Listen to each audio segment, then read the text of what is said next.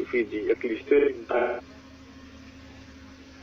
So this issue of bench warrant is really questionable, because if there was such a warrant, that should have been executed in the previous. It raises serious questions about the reasons they have given for restrictions and the timing of this. So can you tell us what was the bench warrant in relation to? It appears to me, although they're not very clear about it, to that matrimonial matter maybe.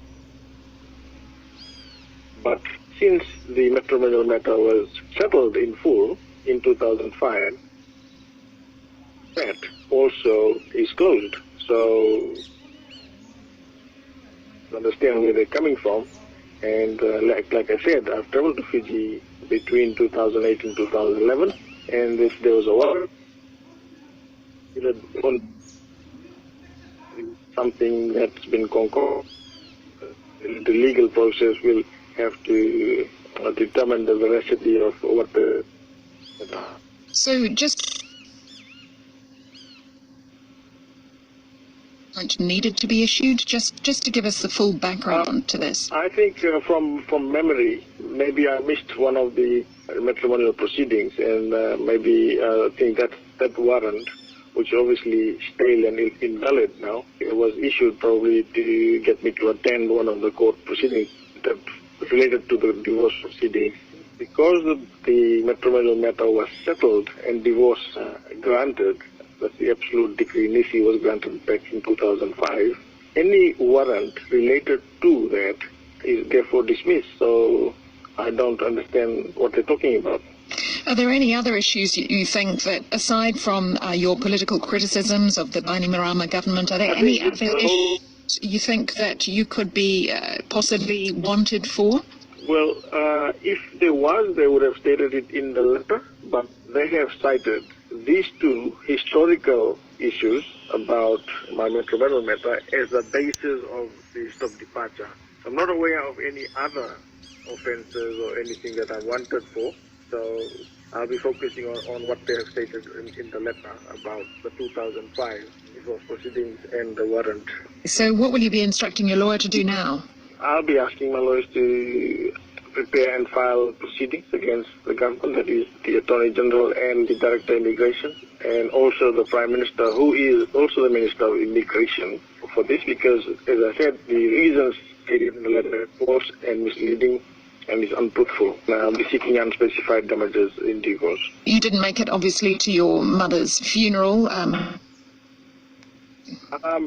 It's very, very disturbing, but there is nothing else I could do. I did my best. Because the response came very late, it didn't give me enough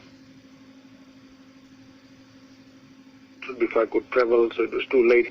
And very saddened by that, but the funeral service was attended by 3 former Prime Ministers who spoke on my behalf, and the funeral went very well. It was well attended, and I think the farewell brings closer to the family, but I will continue to pursue this matter in relation to how the government has dealt with my plans to travel there for the funeral. New Zealand-based critic of the Bainimarama government, Shailendra Raju. Fiji's Shadow Minister for Health says a recent hospital report has him concerned about the number of babies dying in medical facilities. According to hospital reports, 313 babies under the age of 1 have died in the last 2 years in hospitals across Fiji. Opposition MP Anare Health Rosie Akbar to investigate what strategies she is putting in place to address the problem. It's something like some bacterial infection that was the cause of the babies dying that early. What are you hoping to hear back from the Minister? What sort of response are you hoping to get from her? I wanted to get from the Minister is what resolution they have got in place and what strategies they are putting in place to curb that issue.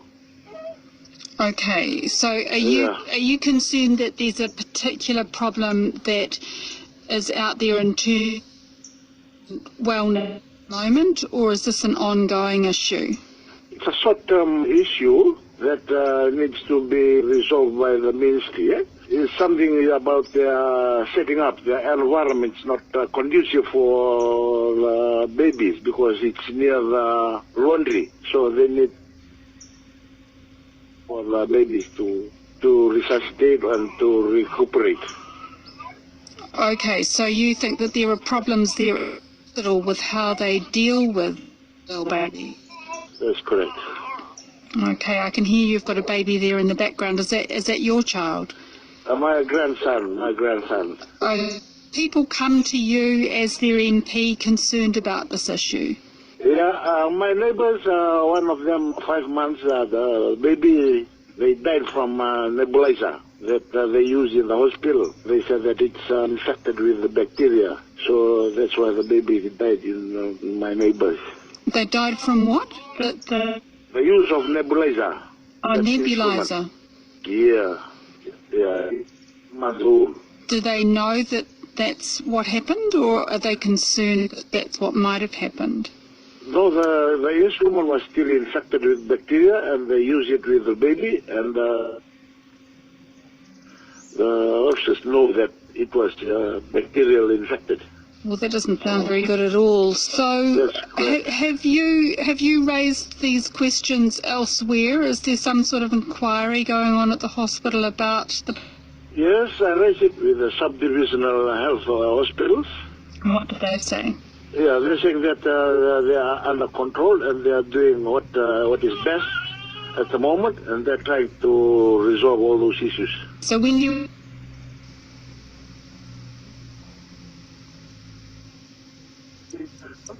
Opposition MP Anare Bande Maya.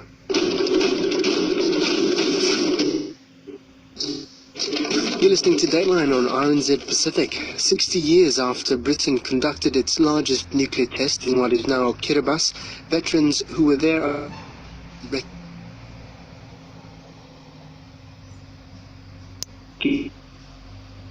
tests in the Pacific were clean and caused no ill effects. But as Britain tries to return to the Pacific, pitching itself as a benevolent power, many say it's time for it to own up to its nuclear legacy. Jamie Tahana reports. It was Britain was in the last gasp of empire, looking to still foot it as a great power.